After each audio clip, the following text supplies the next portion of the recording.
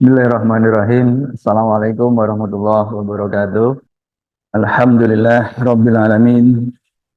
Wassalatu wassalamu ala asyrafil anbiya wal mursalin Nabiyyina Muhammadin wa ala alihi wa sahbihi ajma'in. Amma ba'd.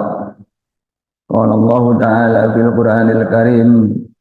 Was-sama'a banaynaha bi'aidin wa inna lamusi'un. Shadaqallahul azim.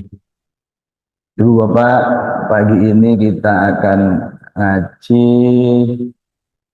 tentang alam semesta yang eh, barangkali sebagian dari kita pernah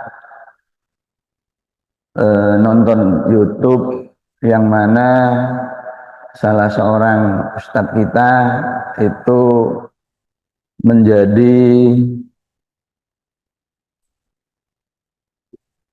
apa? Oh, kok nggak keluar gambarnya?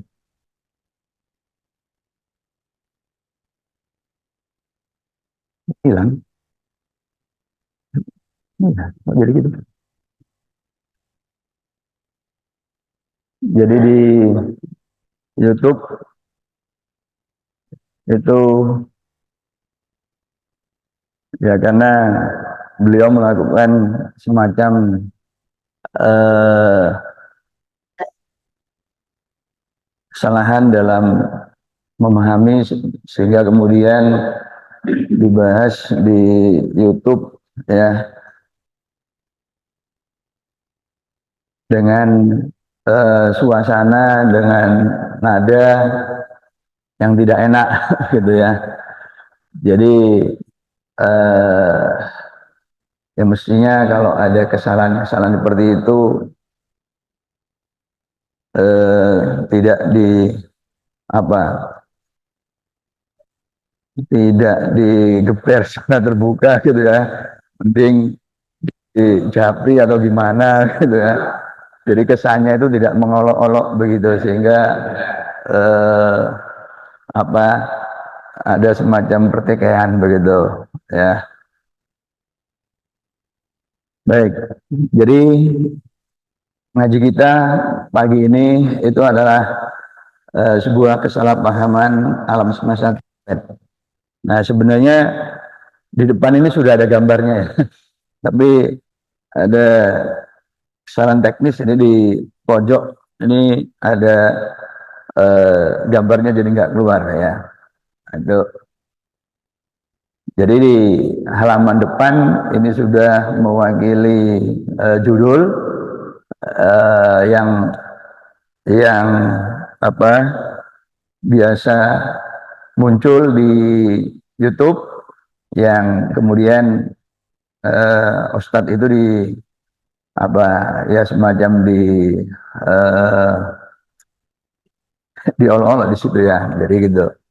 Nah saya coba akan jelaskan pelan-pelan apa arti dari gambar itu dan mengapa alam semestanya ini seperti trompet, begitu ya. Nah, kita begitu mendengar eh, kata trompet, maka yang terbayang tentu adalah eh, alat musik tiup yang seperti ini. Ya biasanya ini muncul di momen-momen khususnya musik jazz atau apa ya itu. Loh. Nah, ini adalah ilustrasi untuk peralatan musik. Jadi perhatikan alatnya itu ya. Jadi kenapa kok kemudian alam semestanya itu disebut alam semesta trompet ya. Jadi atau dipahami sebagai alam semesta trompet begitu. Karena memang gambar yang ada itu menyerupai ujung trompet. Nah, ini kalau aneka trompet ya, ya dari yang kecil sampai besar. Jadi dalam kelompok musik itu biasanya muncul dengan jumlah lebih dari satu orang, gitu ya. Nah, momen ini juga biasa kita temui di akhir tahun, ya. Di bulan-bulan Desember itu ketika ada perayaan tahun baru dan Natal, ya itu. Nah ini muncul dan banyak kita temukan di pinggir-pinggir jalan khususnya, sehingga kemudian ini menarik anak-anak untuk memiliki, ya. Jadi ini bentuk trompet yang paling mudah kita dapatkan, ya. Tapi biasanya nunggu akhir tahun Masehi dulu. Nah, jadi bentuknya itu, ya, kecil membesar, ya. Nah, ini trompet yang biasa kita temukan di akhir tahun. Nah, ilustrasi ini, ya, mewakili gambar yang kemudian digunakan di dalam ilustrasi tentang alam semesta seperti ini, ya. Nah, itu kan bentuknya mirip trompet lah, ya. Mirip trompet begitu. Nah, kemudian pertanyaannya adalah, ya, apakah alam semesta, apakah ini alam semesta kita itu identik dengan berbentuk trompet? Nah, itu pertanyaannya, ya. Nih. Dan gambar ini biasa muncul potongan video pendek, ya, itu atau di TikTok itu biasanya di bulan-bulan Ramadan.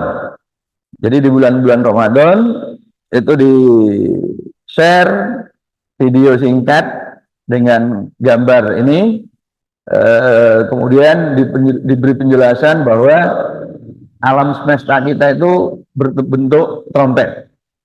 Nah, kemudian karena berbentuk trompet diterangkan lebih lanjut mirip seperti trompet malaikat Israfil, ya, peniup sangkakala. Nah, itu. Nah, jadi itu yang biasa kita temukan di bulan Ramadan, ya. Ini biasa beredar di bulan-bulan itu.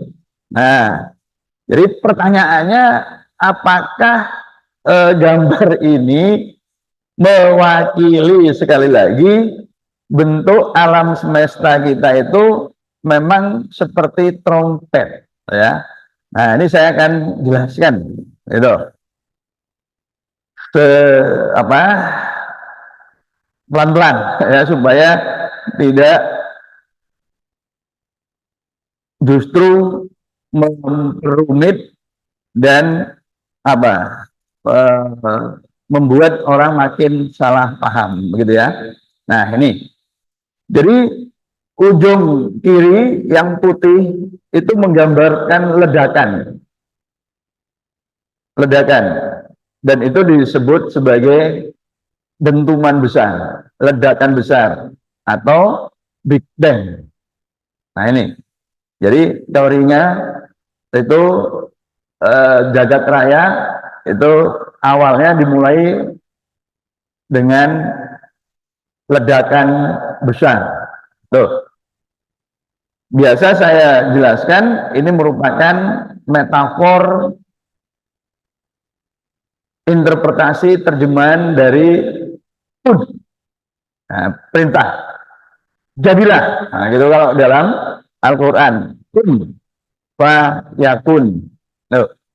Nah, jadi mulanya itu alam semesta tidak ada, kemudian ada, itu didahului oleh, kalau di dalam dunia ilmiah, di dalam fisika, di dalam kosmologi, itu dengan ledakan besar, the Big Bang, itu. Nah, kemudian mengembang. Nah, jadi inilah ilustrasi dentuman besar itu, ya. dentuman besar itu. Nah, ketika dentuman ini yang kemudian dijadikan titik tolak waktu nol, ya. Jadi itu yang diambil sebagai waktu nol, ya. Nah, jadi kalau itu waktu nol, sekarang itu waktu berapa? Itu kan tentu pertanyaannya begitu. Nah, menurut ilmuwan juga, sekali lagi, menurut ilmuwan, ya, di Tenggara sekarang ini usia alam semesta kita itu sekitar 13,7 miliar tahun. Ya, itu. Ini sekali lagi penjelasan para ilmuwan, para ahli fisika, para kosmolog, begitu. Ya, nah itu sebagai waktu nolnya. Jadi itu. Nah, pertanyaannya adalah apa sih sebenarnya yang terjadi pada saat nol itu? Ya. Nah, jadi ini. Yang pertama tentu kita tanya dulu, apa sih sakjane alam semesta itu? Apa sebenarnya jagat raya itu? Ya,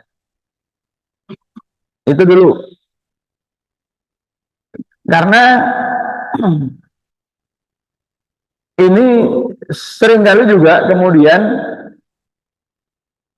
memunculkan kebingungan baru, kebingungan baru. Begini, karena ilustrasinya itu kan seringkali diilustrasikan sebagai balon, ya, sebagai balon nanti saya jelaskan. Nah, kalau itu alam semesta, nah balon ini ada dalam ruang, itu.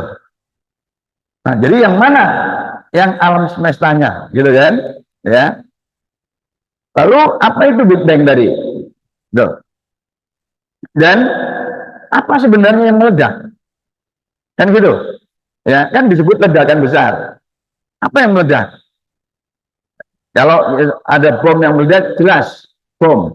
Bom itu ada di dalam ruang. Nah, tapi ini adalah kelahiran alam semesta. Jadi apa yang meledak? Dan di mana dia? Nah, gitu kan ya. Nah, meledaknya di mana?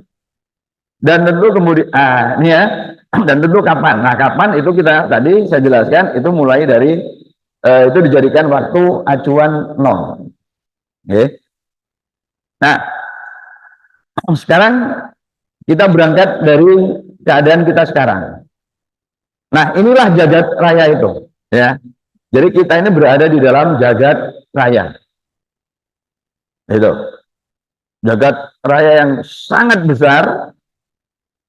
Kemudian kalau kita melihat ke atas itu malam hari gelap dihiasi dengan bintang-bintang, itu kelihatannya tidak berubah. Maksudnya dari sisi jarak itu kelihatannya tetap, ya, bahwa ada klip-klip perubahan terang gelap itu iya. Tetapi dari sisi jarak kita melihat itu tetap. Dari waktu ke waktu, mulai kita kecil, remaja, dewasa, kemudian tua, melihat langit itu seolah-olah tidak berubah. Nah, itulah yang kemudian menjadi pandangan mayoritas umat manusia hingga di awal abad 20. Ya, hingga di awal tahun 1900-an itu umat manusia mempercayai bahwa alam semesta itu tetap. Selain tetap, juga abadi. Ya, jadi tidak bisa menjelaskan kalau alam semesta yang seperti ini dulu itu berawal itu tidak bisa menjelaskan. Kalau misalkan berawal, ya terus awalnya gimana? Kemudian jadi sangat besar ini. Nah, itu tidak bisa dijelaskan. Maka pemahamannya adalah ya alam semesta ini sudah dari dulu, ya, dari masa lalu yang berkesudahan tanpa awal, dan nanti juga begitu tidak berakhir ya seperti sekarang ini. Itu alam semesta kita. Itu pandangan mayoritas umat manusia yang diwakili oleh ilmuwan Eropa. Jadi jagat raya itu tidak tercipta. Nah, itu yang sering saya sampaikan, ya. Kalau orang itu hanya bertumpu atau tahunya itu sains yang kalau dalam fisika itu Newtonian dan Maxwell, maka kita tidak mempunyai teori yang menyebutkan bahwa jagat raya itu tercipta. Itu artinya, saya sering mengatakan, kalau kita hanya berhenti pada teori fisika klasik, maka secara ilmiah semua umat manusia di muka bumi itu otomatis ateis. Mengapa? Sebab alam semesta ini ada dalam keabadian. Tidak memerlukan sang pencipta. Gitu. Nah, karena tidak memerlukan sang pencipta berarti ya tidak ada pencipta, gitu kan? Gitu. Maka secara ilmiah semua umat manusia termasuk kita, nah itu ateis. Loh, kalau kemudian ada seorang ustadz, ada seorang kiai mengatakan bahwa jagat raya itu kita tercipta, nah inilah konflik antara sains dan agama. Ustadz mengatakan alam semesta tercipta, tapi nggak ada teorinya. Nah ini, jadi nggak bisa dijelaskan secara teori. Nah inilah konflik antara agama dan sains. Ya, kita kan biasa menjelaskan konflik itu di teori evolusi Darwin. Bukan, sebenarnya yang sangat jelas tuh ini alam semesta itu. Jadi ada benturan. Dan itu juga yang kemudian memaksa saya ya untuk membangun pesantren sains. Gitu. Jadi bagaimana sejak awal sains itu didamaikan di dalam kurikulum pendidikan itu. Sebab kalau tidak peduli apakah itu sekolah Islam, apakah itu sekolah Kristen, ya sekolah umum, itu diam-diam mengajarkan ateisme melalui sains sebenarnya, termasuk sekolah Muhammadiyah. Itu kenapa? Karena guru-guru sekolah Muhammadiyah itu kuliahnya di perguruan tinggi yang tidak mempertemukan antara sains dan agama, sehingga sebenarnya kerangka berpikirnya itu otomatis juga ateis. Itu. Nah, itulah motivasi utama saya kemudian membangun pesantren sains itu. Supaya sejak awal persoalan ini sudah diperkenalkan. Nah, itu kesadaran ini. Tuh. Dan itulah sebabnya saya sering mengatakan pesantren kami ini pesantren yang genre terbaru, tidak mewakili salaf, tidak mewakili khalaf ala gontor, ya. Karena apa? Karena di dalamnya ada dialektika antara agama dan sains, gitu. Jadi ada pergulatan antara agama dan sains. Ini. Jadi bukan sekedar sains masuk dalam kurikulum diajarkan, ya. Tapi nggak disentuh dengan doktrin-doktrin di dalam Islam, ya baik teks dari Quran maupun hadis begitu. Nah, tapi di kami itu masuk sejak awal. Pemahaman itu kita berikan di dalam kurikulum pesantren sains kami, tren sains itu. Nah, jadi pemahaman orang hingga awal abad 20 itu seperti itu. Ya. Bahkan meskipun kita ngaji ayat ini. Itu. Wasama'a banainaha bi'aidin wa inna lamusiun. Ya. Langit kami bangun dengan kekuatan kami dan sesungguhnya kami pula yang meluaskan. Ya. Ini sebenarnya teksnya clear, tapi karena melihat fenomena kok tetap ya sekedar udah luas gitu aja, udah langsung jadi luas. Ini. Tapi mekanisme meluasnya itu tak terjelaskan dulu hingga awal abad 20. Nah, jadi itu. Nah, kemudian tentu pertanyaannya apakah benar langit itu meluas? Sementara di awal abad 17 ya, itu materialisme yang dikembangkan sejak abad keempat sebelum Masehi oleh Demokritus itu kemudian diadopsi di era Renaissance, termasuk oleh Isaac Newton. Ya, Isaac Newton ini ilmuwan terbesarnya di era modern, ya, Renaissance, begitu, kelahiran dari Eropa yang masih gelap, gitu. Nah, prinsipnya adalah yang disebut dengan materialisme ilmiah. Materi tidak diciptakan dan tidak dapat dimusnahkan. Kita cerna pelan-pelan. Materi tidak diciptakan dan tidak dapat dimusnahkan. Nah, ini kalimat yang singkat, tapi menggambarkan bahwa kita diam-diam menolak Tuhan. Kenapa? Materi tidak diciptakan. Nah, gitu kan? Dan tidak dapat dimusnahkan. Nah, pertanyaan, di mana materi? Materi ada dengan sendirinya, ada dalam keabadian, tidak diciptakan. Wis ono dewi, gitu loh. Ya, ini yang saya maksud. Kalau kita hanya mengandalkan fisika Newtonian, maka diam-diam kita itu sebenarnya ateis, gitu ya. Karena apa? Karena materi ini yang kecil-kecil penyusun alam semesta yang besar ini, gitu loh. Jadi meja apa di dalamnya ini wedang teh, gitu ya. Ini aqua, ini kan sudah kumpulan dari materi atom-atom, ya. Ini sebenarnya kalau dikembangkan kiri kan tercecer kecil-kecil gitu. Nah, ini yang bagian terkecilnya itu yang disebut materi, itu tidak diciptakan dan tidak dapat dimusnahkan.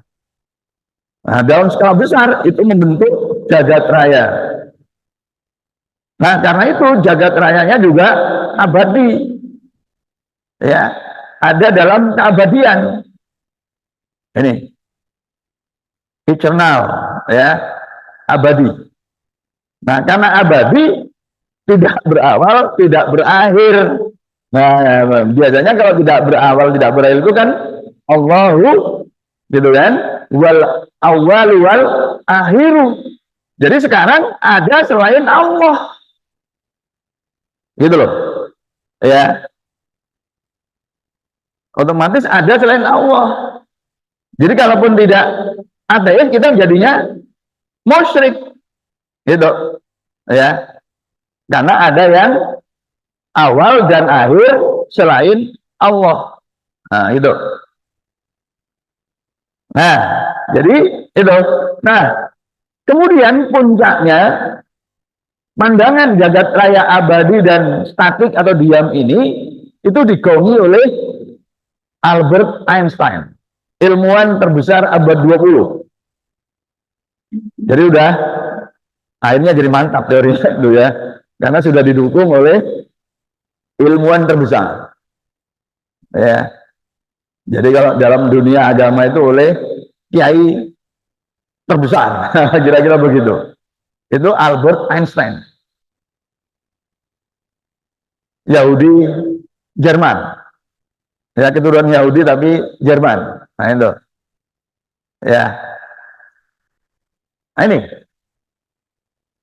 sampai akhirnya, ya, sampai akhirnya ada ilmuwan astronom namanya Edwin Hubble, ya, Edwin Hubble.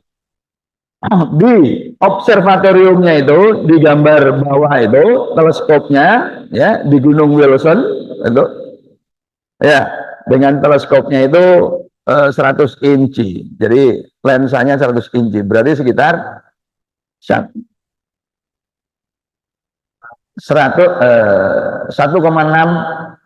meter, ya, diameternya itu. Tuh, lu nggak mati, perayaan astronomi. Nah, kemudian ternyata apa? Ternyata Hubble mendapatkan bahwa spektrum cahaya, ya, dari ruang angkasa itu tampak mengalami pergeseran, ya, pergeseran, dan itu disebut pergeseran merah, red shift, ya. Nah, apa arti dari red shift itu?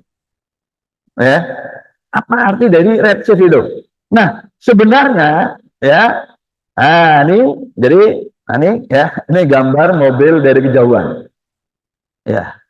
Jadi untuk menjelaskan tuh saya beri ilustrasi ini. Nah, mobil ini datang dari kejauhan, ya, mendekat. Nah, jadi kita berada di ujungnya lah, ya.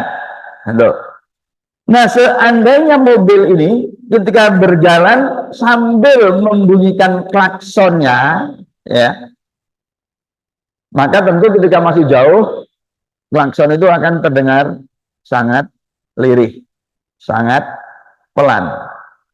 Dan makin dekat dari kita, tentu kemudian klakson itu makin kencang, makin keras, ya. Seandainya klaksonnya itu dibunyikan terus, ya, maksudnya itu gitu, ya, pencet terus, maka itu akan terdengar makin keras, kan gitu. Ini semua kan kita bisa pernah merasakan lah, ya, ketika berdiri di pinggir jalan ada mobil gitu, ya, kemudian mengeluarkan apa, pencet klaksonnya itu kan melengking, ya, kita terima suaranya itu melengking, makin keras gitu. Sebaliknya, kalau kemudian mobil itu meninggalkan kita berada di tempat yang sama tadi, ya, maka ketika mobil ini juga sambil mencet klaksonnya, maka terdengar awalnya keras, tapi kemudian segera melemah, ya. Nah, itu kan, itu semua kita merasakan itu. Pernah merasakan lah, kira-kira begitu. Nah, ini sebenarnya apa artinya?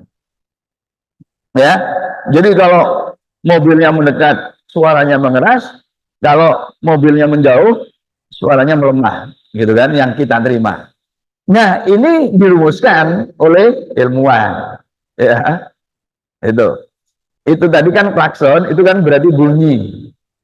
Nah, itu berarti berhubungan dengan apa yang disebut dengan gelombang bunyi, gelombang suara, ya.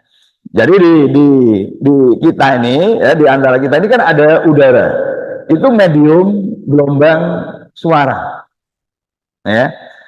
Jadi, nah, misalkan saya bicara, ini sebenarnya udara di sekitar saya ini, ya, merapat, merenggang, rapat, renggang, rapat, renggang gitu, sampai kemudian ke telinga Bapak Ibu semua. Itu ceritanya itu, ya. Dan itu kemudian berinteraksi dengan selaput gendang telinga kita. Nah, ini. Nah, ketika sumber bunyinya itu bergerak, ya. Jadi kalau di gambar ini berarti bergerak ke kiri, ya. Nah, di sebelah kiri itu ada orang yang berdiri. Maka panjang gelombang yang sesuai dengan arah mobil datang itu menjadi lebih pendek, ya, lebih pendek. Itu. Jadi lingkaran-lingkaran itu menggambarkan panjang gelombangnya itu akan lebih pendek. Sedangkan di sebelah kanan, ya, bagian yang ditinggalkan oleh mobil itu jarak garis-garisnya itu makin panjang. Itu berarti gelombangnya makin panjang. Nah, karena frekuensi itu berbanding terbalik dengan panjang gelombang, ya, itu, maka ketika panjang gelombangnya pendek, berarti frekuensinya itu besar. Nah, frekuensi besar itu yang menyebabkan suara yang kita dengar itu menjadi keras, lebih keras, gitu. Karena apa? Karena frekuensinya makin besar. Gitu. Sebaliknya yang di sebelah kanan itu frekuensinya makin kecil. Karena apa? Karena panjang gelombangnya itu makin panjang, makin besar. Sehingga frekuensinya makin kecil. Sehingga suaranya makin lemah. Itu kalau gelombang suara. Ya. Jadi prinsipnya kalau panjang gelombangnya membesar, frekuensinya mengecil. Kalau panjang gelombangnya mengecil, frekuensinya membesar. Itu kata kuncinya, gitu. Nah, cahaya itu juga gelombang, tetapi gelombang elektromagnetik. Jadi ditimbulkan oleh getaran elektron. Itu. Ya, getaran elektron. Jadi ini ada lampu itu. Ada lampu di sana. Itu kan ada atom-atom, ada elektron-elektron yang mengitari atom, dan itu menimbulkan apa? Dan itu berputar, itu menyebabkan adanya medan listrik magnet. Dan itu dipancarkan. Dan itu yang disebut sebagai medan elektromagnetik. Nah, panjang gelombangnya sangat panjang, kemudian sangat pendek. Nah, yang menghasilkan cahaya tampak itu yang di tengah-tengah. Nah, yang ini, ya, gelombang radio ini nggak bisa kita lihat, ya, nggak bisa kita lihat. Itu di sini sinar gamma, ini sinar X. Ya, kalau kita di Rongsen itu sinar X. Panjang gelombangnya lebih kecil dari cahaya tampak, jadi nggak bisa kita lihat. Itu, tapi dia bisa menembus tubuh kita, ya, bisa mendeteksi, bisa kemudian dihasilkan gambar. Nah, dari yang cahaya tampak itu, ya, lebih detailnya ini, nih, ya. Jadi ada berapa? 1, 2, 3, 4, 5, 6, 7, ya. Ini yang disebut dengan Magicul-Hydinium. Merah, jingga, kuning, hijau, biru, nila, ungu. Ya, ini spektrumnya. Jadi cahaya putih itu kalau dilewatkan di prisma, itu nanti akan terurai menjadi Magicul-Hydinium. Ya, itu yang menggambarkan nurun ala nurin. Bahwa ternyata di satu cahaya putih itu, ya, itu ternyata terdiri dari 7 cahaya merah, jingga, kuning, hijau, biru, nila, ungu itu.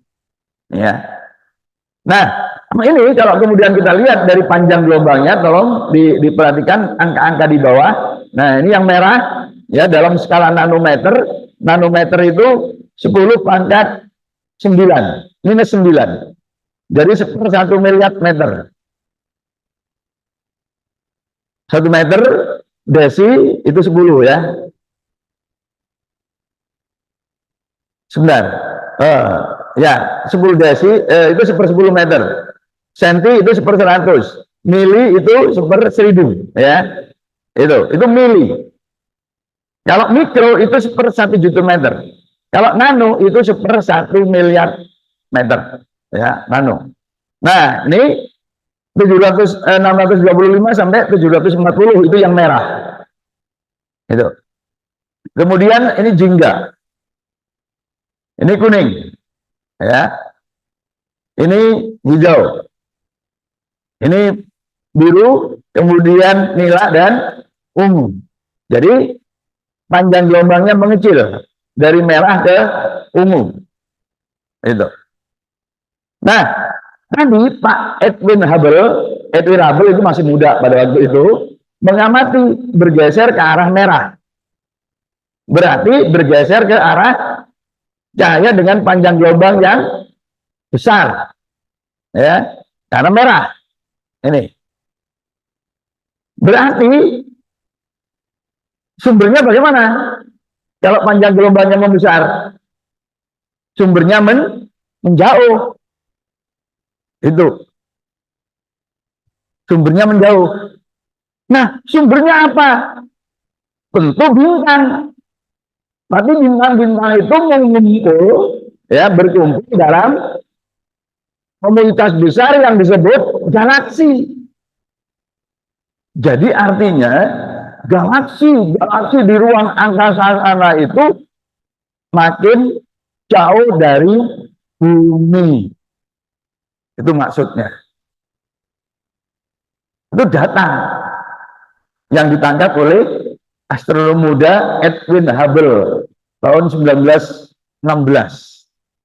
Sudah 108 tahun lalu. Ya, itu. Nah, itu kemudian ditafsirkan bahwa jagat raya kita itu mengembang. Itu yang disebut dengan the expanding universe. Nah, jadi ini mengembang. Ya, ini galaksinya. Itu. Jadi jagat raya kita itu membesar. Jagat raya kita itu membesar. Karena apa? Karena galaksinya saling menjauh. Ya, itu. Nah, jadi ilustrasinya seperti ini. Nah, ini kalau dalam ilustrasi apa, dua dimensi, ya. Nih, jadi yang putih ini galaksinya itu saling menjauh terus. Ya, jauh. Nah, ini.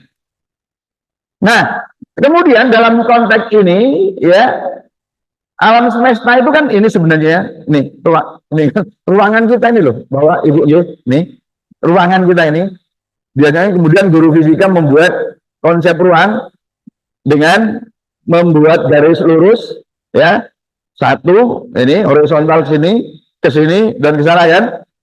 Ini sumbu X, ini sumbu Y, sumbu Z. Nah, ini dikatakan ruang kita ini mempunyai 3 dimensi. Nah, itu maksudnya. Waktu, ya kita tadi subuh, sekarang udah jam 5:30, nanti jam 6, mengalir terus waktunya. Ini sebagai dimensi keempat. Tapi sudah nggak bisa kita gambarkan. Ya, kenapa? Karena ruangan kita cuma 3 dimensi. Jadi alam semesta itu adalah ruang, waktu, dan isinya. Semua kita ini isinya. Nah, kalau digambarkan dalam 2 dimensi, ya, itu ibarat permukaan balon. Nah, karena ibarat permukaan balon, ya, itu, kalau balon kan ada ruang di dalam balon, ada ruang di luar balon. Berarti ruang di dalam dan di luar balon kan bukan balon. Ya. Nah, karena balonnya itu alam semesta, maka ruang di dalam balon dan di luar balon itu bukan alam semesta, kan? Gitu loh. Ya. Itu untuk ilustrasinya. Nah, itu. Ya. Terus apa? Kan gitu. Itu yang biasa saya jelaskan, yaitulah ruang tempat makhluk-makhluk gaib seperti malaikat bersemayam. Dan itu bersentuhan langsung dengan balon. Jadi nempel. Jadi di sekitar kita ini ada ruang yang bukan ruang ini, ruang yang digambar oleh guru-guru matematik, guru fisika. Para jin, malaikat itu tinggal. Itu didukung oleh hadis bahwa di majelis ini, ya, terdapat ratusan ribuan malaikat yang bertasbih, ya, memohonkan ampun bagi kita yang menghadiri majelis taklim ini. Tapi kan ketika kita masuk masjid ini kan tidak ada satupun di antara kita yang batuk kita itu kejatuh batuk malaikat. Kenapa? Karena malaikat yang berada di ruang yang dimensinya berbeda dari kita. Gitu loh. Ya. Nah, kalau digambarkan alam semestanya 2 dimensi seperti balon, Ya, ruang gaibnya tadi itu adalah ruang gaib di luar dan di dalam balon. Oke. Yang bukan bagian dari balon. Karena balonnya alam semesta, berarti ruang itu bukan alam semesta. Gitu ya. Nah, itu. Nah, jadi itu karena membesar berarti jagat raya tahun kemarin lebih apa daripada sekarang? Lebih apa? Lebih besar atau lebih kecil? Lebih kecil. Yang tahun lalu lebih kecil kan? Kan membesar. Jadi besok lebih besar daripada hari ini kan? Karena apa? Karena mengembang. Berarti yang tahun lalu lebih kecil. 10 tahun lalu lebih kecil lagi. 100 tahun lalu lebih kecil lagi. Jadi kalau kita bayangkan ke masa lalu, gitu ya, nah maka ini membesar. Sebaliknya itu akan mengecil, gitu ya. Nah, mengecil ketika balon ini kemudian membentuk satu titik, gitu ya. Balonnya tadi itu, karetnya itu terus jadi satu titik. Nah, itulah yang kemudian dijadikan acuan waktu 0. Itu. Jadi satu titik dan kemudian meledak. Jadi ketika meledak itu sebenarnya waktu terjadinya ruang, waktu, dan isinya. Jadi terjadinya alam semesta itu berarti lahirlah ruang, waktu, dan isinya itu. Gitu loh. Jadi sebelum ledakan itu tidak ada ruang dan waktu, jamaah. Itu. Roto angel kan bayang no. Karena kita biasa membayangkan ono bom di dalam ruangan kan gitu. Jadi ruangan tempat meledaknya, tempat timbulnya Big Bang tadi itu sebenarnya metafor. Karena kita nggak kita itu nggak sanggup bayang no. Gitu ya. Immanuel Kant, pemikir besar dari Jerman itu, ya, dalam kritik akal murninya itu, akal kita itu hanya bisa menjangkau apa yang ada di dalam ruang waktu. Yang di luar itu kita udah nggak bisa, alam kita itu. Kita hanya bisa menerima informasi nubuah, informasi kenabian. Itu nggak nutup, udah akal kita. Nah ini, jadi ledakan itu bukan terjadi di dalam ruang waktu, tetapi ledakan itu sendiri menggambarkan munculnya ruang waktu dan isinya yang kemudian membesar seperti balon ini. Nah, gitu loh, Ge. Itu besar seperti balon. Nah, itu alam semestanya itu permukaan balonnya. Di dalam balon sekali lagi ada ruang, di luar balon ada ruang. Itu bukan balon, itu bukan alam semesta. Oke. Nah, jadi kalau diibaratkan begini, ya, flat itu begini. Nah, titik nolnya itu begini. Jadi permukaan ini belum ada nol. Artinya jagat raya nggak ada, artinya ruang waktu nggak ada. Karena ruang waktu nggak ada, isinya juga nggak ada. Terus apa? Nah, kita terima itu Gusti Allah. Gitu loh ya. Itu kita terima. Ilmuwan cek bulet. Gak terima. Apa? Kaon Allah. Apa? Infinity. Singularity. Jadi Allah Akbar diganti dengan singularity. Itu. Nah, itu. Ya. Jadi hadis yang biasanya sangat populer di lingkungan para sufi, kuntu kanzan muhfiyan fa ahbabtu an u'rafa wa khalaqtu khalqan fabi arafuni. Mulanya aku adalah perbendaharaan yang tersembunyi, maksudnya Allah sendirian. Aku ingin dikenal, maka aku menciptakan makhluk. Melalui aku mereka mengenalku. Rotok anyel ya. Melalui aku mereka mengenalku. Ini biasanya dibahas oleh ahli-ahli tasawuf, Pak. Oleh kaum sufi. sing ahli-ahli dohir, ahli fikir, apa sih? Ya. Jadi maksudnya jiwa kita itu punya potensi untuk mengenal Allah melalui apa berinteraksi langsung, ya apa yang disebut dengan konsep wihdatul wujud atau hulul, ya itu yang melahirkan tokoh-tokoh sufi di masa lalu, ya. Nah ini, nah sekarang kita kan sekarang kita gambarkan alam semesta kita tiga dimensi, ya, tiga dimensi. Jadi sekarang ini adalah bola alam semesta yang bukan balon. Kalau balon tadi, ya isi ini semua itu di permukaan balon. Nah sekarang ini kita gambarkan alam semesta kita itu tiga dimensi.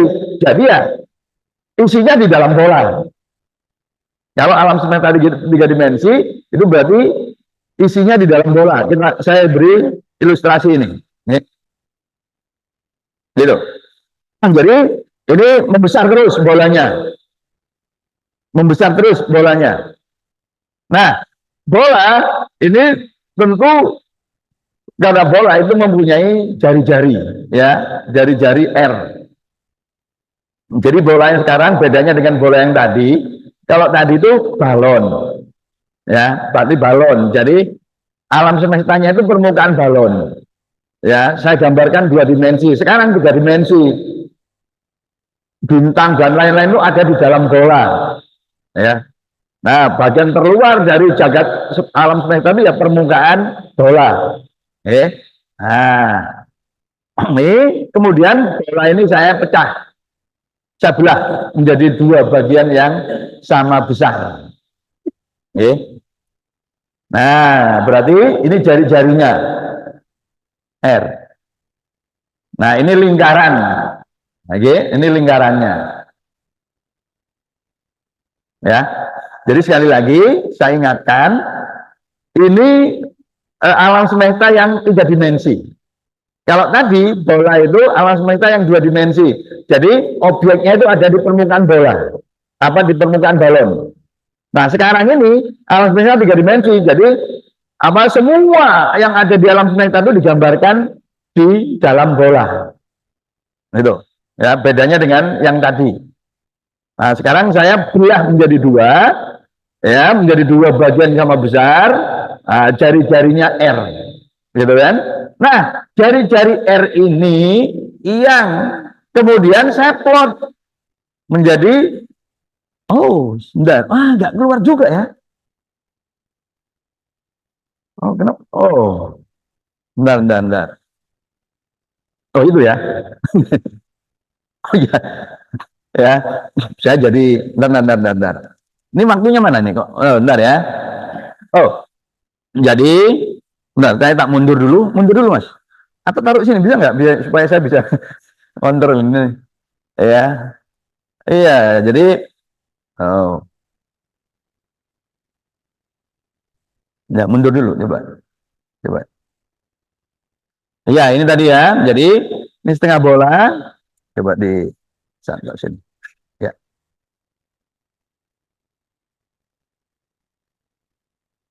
Ya. Ya, jadi ini bola yang saya belah menjadi dua, ada lingkaran. Nah, lingkarannya ini kemudian ini. Nah, ini lingkarannya nih ya. Ini 2R. Ini diameternya 2R, ini R. Gitu ya. Ini lingkaran tadi, lingkaran. Nah, jadi lingkaran itu berarti karena bolanya membesar, berarti kalau kita tarik ke masa lalu kan lingkarannya mengecil kan? Nah, ini. Gitu. Ini di waktu 0. Ini yang namanya Big Bang itu di sini. Ya, di ujung paling kiri. Ini era inflasi yang mengembangnya itu dulu melampaui kecepatan cahaya. Itu hanya di beberapa detik awal ya setelah bang itu. Nah, jadi ini potongan-potongan tadi yang nggak keluar tadi ya. Nah, ini. Jadi yang jari-jari tadi itu ya. Nah, ini ketika Big Bang, ini terciptanya ruang waktu, gitu. Nah, kemudian ini waktu T1. Jadi kalau digambar potongan-potongan ya jadi kayak gini, ya. Potongan-potongannya itu jadi kayak gini. Nah, kemudian waktu T2, waktu T3, waktu T4. Ini paling kanan itu. Ya. Nah, itu. Nah, atau ini. Ya. Atau seperti ini. Potongan-potongannya itu. Ini hanya menggambarkan lingkaran. Ya. Lingkaran dari jari-jari bola itu. Itu. Ya. Tapi alam semesta sendiri berbentuk 3 dimensi. Oke. Ini yang saya gambar ini adalah apa? Kembali ke belakang ya, supaya kembali ke belakang yang saya gambar itu ini. Nah, ini loh. Ini. Nih. Tapi ini bola. Jadi artinya kalau ini makin besar berarti jagat rayanya atau bola jagat rayanya makin besar. Jadi dalam 3 dimensi jagat rayanya itu seperti bola. Ini jari-jari bolanya. Nah, jari-jari bolanya kalau saya gambarkan berevolusi terhadap waktu, itu akan seperti ini. Oke. Nah, kalau kemudian saya potong, potongan-potongan itu akan menjadi seperti ini. Ya. Nah, ini waktu 0, T1, T2, T3, dan T4. Atau seperti ini. Ya. Nah, ini. Nah, jadi ini menggambarkan jagat raya yang berkembang. Nah, kalau kemudian potongan-potongan tadi itu ditempel gitu ya, nah, jadilah seperti ini, gitu loh. Ya, jadi ini bukan menggambarkan alam semesta itu seperti trompet, karena ini tadi sebenarnya adalah lingkaran yang menggambarkan apa? Besarnya bola jagat raya, gitu loh. Oke. Ya, jadi gambar ini itu sebenarnya gabungan dari gambar ini tadi loh. Nah, ini tadi. Ini kan potongan-potongan kan? Itu. Ini sendiri sebenarnya menggambarkan bola yang diameternya ini. Itu. Nah, ketika di T3 bolanya kecil. Ketika di T2 lebih kecil lagi. Ketika di T1 lebih kecil lagi. Itu. Jadi berupa bola. Nah, tapi kalau gambar ini satu di sini kasih diberikan lagi, maka ini akan tampak seolah-olah menjadi seperti trompet, gitu kan? Gitu loh. Ya, tapi sekali lagi ini hanyalah lingkaran bolanya yang digambarkan ini terhadap waktu. Ya, sedangkan apa yang permukaan ini adalah lingkaran bolanya itu. Ditarik ke sini, dimensi waktu itu makin besar. Ya. Tapi ini tidak, sekali lagi ini tidak menggambarkan alam semestanya gitu. Ya, ini hanya menggambarkan sekali lagi kelilingnya bola jagat raya yang terus membesar sesuai dengan evolusi atau perkembangan waktu. Nah, seberapa besar? Karena usianya sekitar 13,7, ya, yang bergerak paling cepat di cahaya, ya udah berarti cahaya berjalan selama 13,7 miliar tahun. Ya. Nah, 13,7 miliar tahun itu berapa detik? 13,7 itu miliar, itu 10 pangkat 9 tahun kan? 1 tahun itu 365 hari. 1 hari itu 24 jam. 1 jam itu 60 menit. 1 menit itu 60 detik. Makanya 13,7 10 pangkat 9 kalikan 365 kalikan 24 kalikan 60 kalikan 60, ketemunya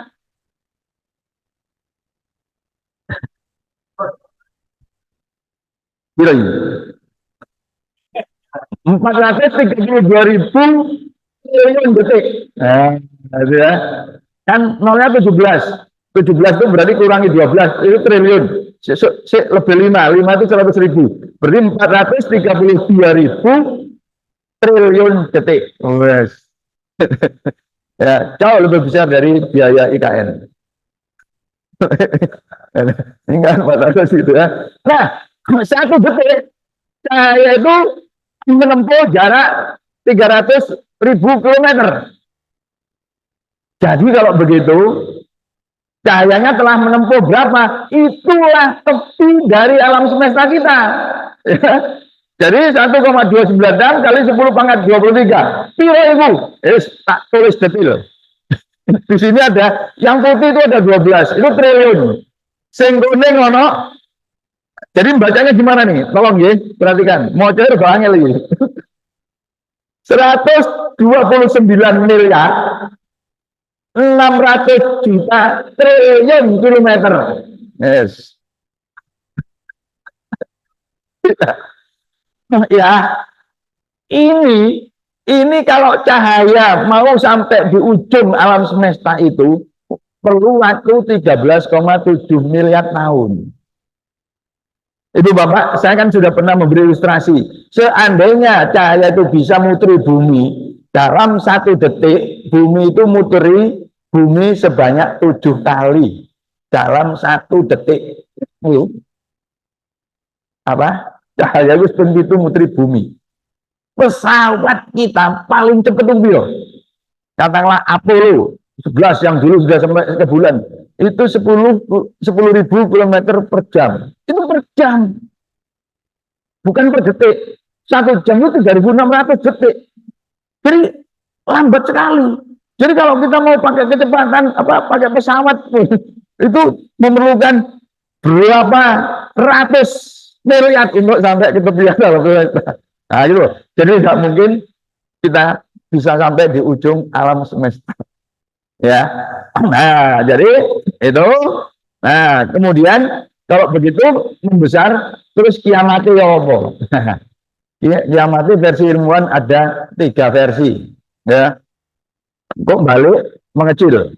Itu yang kurva bawah mengecil. Mengecil ya. Jadi galaksi mengkerut lagi. Saling mendekat, terus tabrakan lacur, itu namanya the big crunch itu. Orang yang waduh terus tetap ya, terus distribusi energinya itu di tiap titik itu nanti akhirnya merata.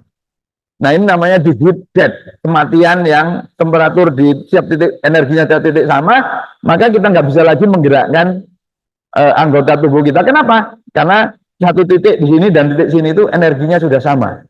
Jadi kita nggak mungkin bisa membuat gerak. Itu kiamat versi ilmuwan. Ada 2 tipe, yaitu the heat death dan the big crunch. Wallahu a'lam bishawab.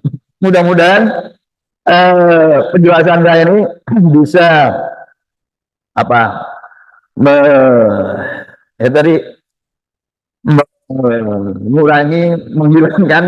menghilangkan kesalahpahaman tentang alam semesta, pengembangan alam semesta yang digambarkan 3 dimensi, tapi 2 dimensi ruang dan 1 dimensi waktu, yang gambarnya itu menghasilkan gambar trompet, sehingga seolah-olah alam semesta itu seperti trompet, padahal itu yang digambar itu hanyalah lingkaran tentang bola jagat raya kalau itu 3 dimensi. Begitu Bapak-Bapak ya. Mudah-mudahan ya, untuk pemahaman kita tentang ciptaan ini yang ternyata tidak mudah. Lalu, jadi alam semesta itu adalah ruang waktu, tapi tadi kalau digambarkan dalam 2 dimensi, terus ada ruang yang bukan balon, itu berarti bukan alam semesta, tapi itu bersinggungan langsung dengan alam semesta, yaitulah tempat makhluk-makhluk gaib tinggal, itu berada di dimensi yang lebih tinggi, yang sebenarnya makhluk-makhluk itu juga banyak di sekitar kita, tapi kita nggak pernah berbenturan karena berada di dimensi lebih tinggi. Itu alam gaib yang di Al-Quran juga disebutkan ya, alam syahadah dan alam yang gaib. Sekali lagi mudah-mudahan ini ya meneguhkan pengetahuan kita, tentunya juga keimanan kita, sehingga kemudian Allah mengangkat derajat kita sesuai dengan firman-Nya, yarfa'illahu alladhina amanu minkum walladhina utul ilma darajat. Fastabiqul khairat, berlomba-lombalah dalam kebajikan. Assalamualaikum warahmatullahi wabarakatuh.